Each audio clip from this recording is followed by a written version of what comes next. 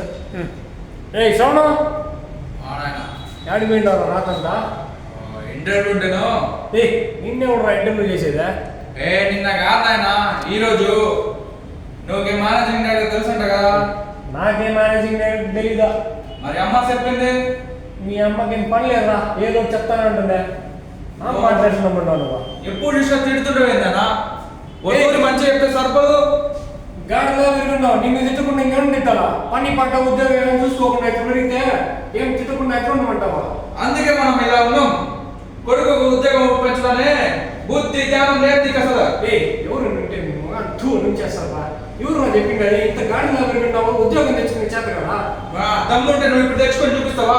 నాకేం కదరా, ఉద్యోగం చేస్తాను నా సొంత కష్టంతో నేను సంపాదించుకున్నా. అప్పుడు అయితే నాకు ఉద్యోగం రికమెండ్ చేయాలన్నమాట. నేనెందుకు చేస్తాను రా? గాడిద పెరిగినట్టు పెరుగున్నావు, నువ్వే చేసుకునేకేమే? సరే నేను పోతాను. పోతానా మరి?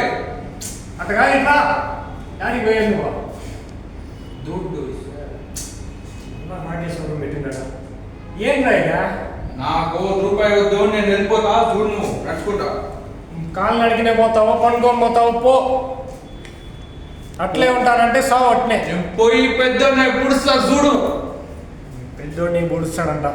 ఏం చేస్తాడో ఏమో వీడు.